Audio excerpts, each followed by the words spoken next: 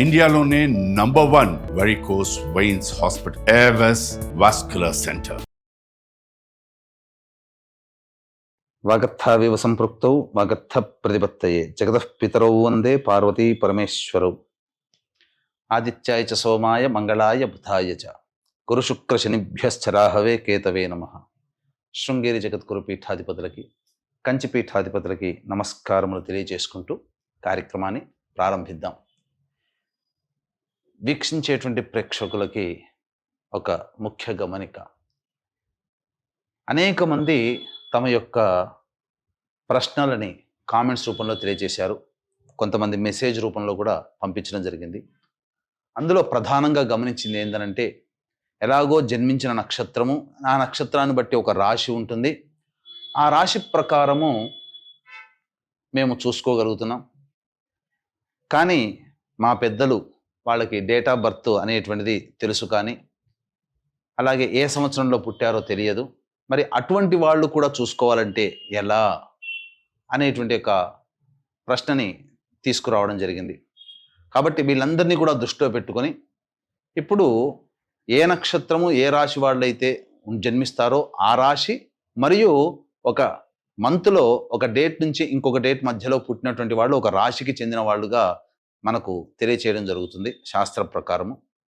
కాబట్టి ఈ యొక్క గణాంకాలని దృష్టిలో పెట్టుకొని మనం వినూత్నంగా రాశితో పాటుగా ఒక నెలలో పుట్టినటువంటి వాళ్ళకి, అనగా ఉదాహరణకి ఉజ్జాయింపుగా ఏ రాశికి చెందుతారో ఆ రాశి వాళ్ళని మనం క్రోడీకరించుకొని ఈ యొక్క నూతన విధానంగా మనం తెలియచేయడం జరుగుతుంది. ఒకవేళ రాశికి సంబంధం లేకపోయినా మీరు జన్మించిన జన్మ తేదీ మరియు జన్మ నెల ఏదైతే ఉంటుందో జన్మ మాసమును బట్టి మీరు ఒక రాశికి చెందుతారు. ఆ రాశిది ఆ ఫలితాలు కూడా మీకు కూడా ఉపయోగంగా ఉంటాయని చెప్పి తెలియచేయవచ్చు. అలాగే ప్రస్తుతం గమనించుకున్నట్లయితే ఈ యొక్క ద్వాదశ రాశుల వారికి సంబంధించినటువంటి శుభ అశుభ ఫలితాలు అనేటువంటివి మీకు క్లుప్తంగా తెలియచేయడానికి ప్రయత్నం చేస్తాను. విశాఖ 4వ పాదము, అనురాధ 1, 2, 3, 4 పాదాలు, జ్యేష్ఠ 1, 2, 3, 4 పాదాలలో జన్మించినటువంటి వాళ్ళు వృశ్చిక రాశికి సంబంధించిన వాళ్ళు అవుతారు. అలాగే నవంబర్ 23వ తారీఖు నుంచి నవంబర్ 30వ తారీఖు మధ్యకాలంలో పుట్టినటువంటి వాళ్ళు కూడా ఈ యొక్క వృశ్చిక రాశికి సంబంధించిన వాళ్ళు అవుతారు. కాబట్టి 16 ఆగస్టు నుంచి 31 ఆగస్టు వరకు ఈ యొక్క సంబంధించినటువంటి తేదీలలో మరియు రాశిలో జన్మించినటువంటి వాళ్ళకి ఏ విధంగా ఉండబోతుందో తెలుసుకునే ప్రయత్నం చేద్దాం. ప్రధానంగా గురుగ్రహ యొక్క సంచారము అనుకూలంగా లేదు. ఏమవుతుంది, ప్రతి పనిలో కూడా కొంత ఎదురు చూడాల్సినటువంటి పరిస్థితి వస్తుంది, ఆటంకాలు అనేటువంటివి ఉంటాయి. అలాగే ధనపరమైనటువంటి సమస్యలు ఉంటాయి. ఏ పని అన్నా కూడా 1కి 4 సార్లు పరిశీలిస్తే తప్ప కాని పని అటువంటిది ఉంటుంది. కాబట్టి జాగ్రత్తలు పాటించండి. అలాగే శుక్రుని యొక్క సంచారము అనుకూలంగా ఉన్నటువంటి ఈ కారణం చేత 20వ తారీఖు వరకు కూడా మీకు వైభవోపేతమైన జీవితం, అంటే ధనానికి ఇబ్బంది ఉన్నప్పటికీ కూడా కీర్తి ప్రతిష్టలకి ఏమాత్రము లోటు ఉండదు, గౌరవ మర్యాదలకి లోటు ఉండదు. 21వ తారీఖు నుంచి శుక్రుడు కూడా అనుకూలంగా లేకపోవడం, గురుడు కూడా అనుకూలంగా లేకపోవడం చేత మిమ్మల్ని తక్కువగా చూసే అవకాశాలు ఉంటాయి. ఆ విధమైన పరిస్థితులు వస్తాయి. కాబట్టి కాస్త సంయమనం పాటించండి. అలాగే బుధగ్రహం యొక్క సంచారం కూడా అనుకూలంగా లేదు. ఈ కారణం చేత ఈ వృశ్చిక రాశిలో జన్మించినటువంటి వాళ్ళకి ఏమవుతుంది, ప్రధానంగా లాభం కోసం చేసే ప్రతి పని ఆగిపోతుంది. అంటే స్టాక్ మార్కెట్స్లో పెట్టేటువంటి వాళ్ళు, అలాగే ఫండ్ బిజినెస్లో పెట్టేటువంటి వాళ్ళకి ఇది సమయం అనుకూలంగా కాదు. సమయం కోసం వేచి చూడడం చాలా మంచిది. అలాగే కొంత ధన నష్టం కూడా, గురుగ్రహం బాగోలేదు, శుక్రుడు బాగోలేదు, బుధగ్రహము బాగోలేదు. కాబట్టి ధన నష్టం జరగక తప్పదు. ఇక రవి కేతు యొక్క సంచార ప్రభావం ఇది కాస్త అనుకూలంగా ఉండేటువంటి సమయం. ఏమవుతుంది, చేస్తున్నటువంటి వృత్తి ఉద్యోగ వ్యాపారాల్లో మీకంటూ కొంత గుర్తింపు అనేది ఆ రవిగ్రహ సంచార ప్రభావంలో కలుగుతుంది. నిరుద్యోగస్తులకు ఉద్యోగం లభించే అవకాశం ఉంటుంది, లేదా వేరే సంస్థల్లో ఉద్యోగం మారాలనుకునేటువంటి వాళ్ళకి అనుకూలమైన సమయం. ఇక కుజుడు కూడా రాష్ట్రాధిపతి అనుకూలంగా ఉండడం వల్ల ఆత్మవిశ్వాసం సడలకుండా మీరు గట్టి ప్రయత్నం చేస్తే తప్పకుండా ఈ గ్రహాలు ఇచ్చే ఇబ్బందుల నుంచి కొంత శాతమైనా కానీ మీరు బయటపడగలుగుతారు. అలాగే రాహు అనుకూలంగా లేకపోవడం, శని కూడా వక్రీకరించి అర్ధాష్టమ శని దోషాన్ని ఈ యొక్క వృశ్చిక రాశి వారికి కలిగించడం, ఈ కారణం చేత ఏమవుతుంది, కొన్ని విపత్కర పరిస్థితులు అనేటువంటివి ఈ యొక్క రాశిలో జన్మించినటువంటి వాళ్ళకి కలుగుతాయి. కాబట్టి ప్రధానంగా జాగ్రత్తలు పాటించండి. మేజర్ ప్లానెట్స్ అనేటువంటివి అనుకూలంగా లేవు. ఒక రవి, కేతువు, కుజుడు తప్ప మిగతా అన్ని గ్రహాలు మీకు వ్యతిరేకమైనటువంటి ఫలితాలని ఇవ్వబోతున్నాయి. కాబట్టి జాగ్రత్తలు పాటించండి. ఈ యొక్క రాశిలో జన్మించినటువంటి విద్యార్థులకి బాగా కష్టపడితే తప్ప ఫలితాలు రావు. కోరుకున్న విద్య చోట కంటే కూడా వేరే చోట మీకు ప్రవేశం లభించే అవకాశం ఉంటుంది. అలాగే విదేశీయానం, విదేశీ విద్యకు అనుకూలంగా లేని సమయం అని చెప్పవచ్చు. ఇక వివాహానికి సంబంధించి చేయు ప్రయత్నాలు సమయం అనుకూలంగా లేదు కాబట్టి మీరు ప్రయత్నం అయితే చేయండి, ఫలితం దైవాన్ని మీద వదిలేయండి. ఇక సంతానం కోసం ఎదురు చూసేటువంటి వ్యక్తులు కాస్త సంయమనం పాటించండి. ఎందుకనంటే గ్రహ సంచారం అనుకూలంగా లేదు.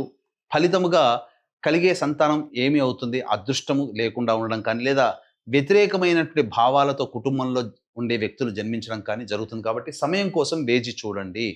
ఇది మీకు ఏతావాత చెప్పొచ్చేటువంటిది. ఇక వీక్షించేటువంటి ప్రేక్షకులు కూడా ఈ యొక్క శ్రావణ అమావాస్య, పోలాల అమావాస్య అంటారు, చాలా మహిమాన్వితమైనటువంటి రోజు. చతుర్దశి అమావాస్య కలిసింది మరియు ఆశ్లేష నక్షత్రం కలిసినటువంటి రోజు.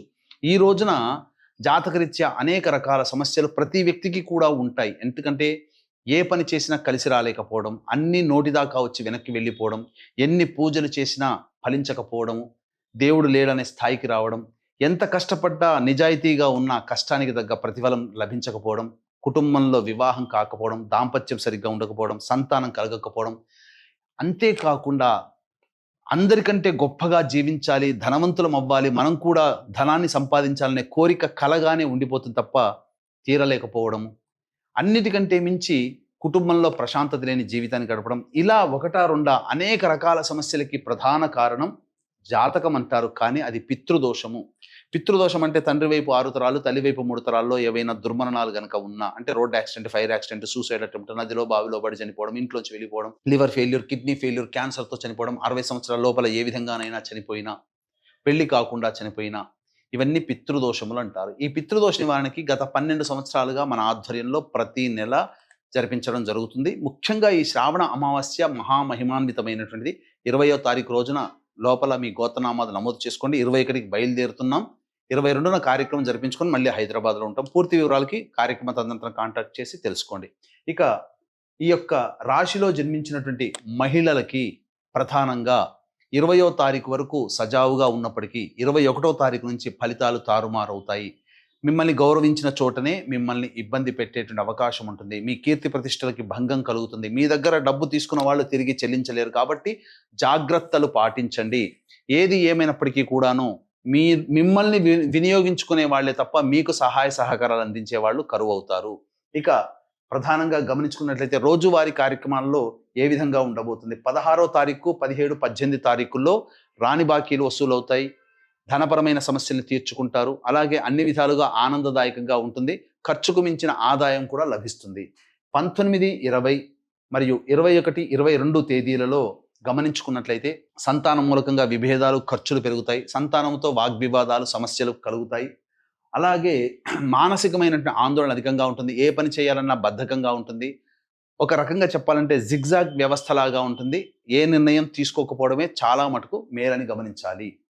ఇక 23, 24, 25, 26, 27 అంటే 23, 24, 25, 26, 27 ఈ తేదీలలో మీదే చెల్లుబాటు అవుతుంది.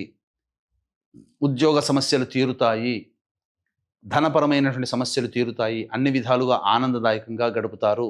పాత స్నేహితులని, పాత విషయాలు చర్చకు వస్తాయి. మిత్రులను కలుసుకుంటారు.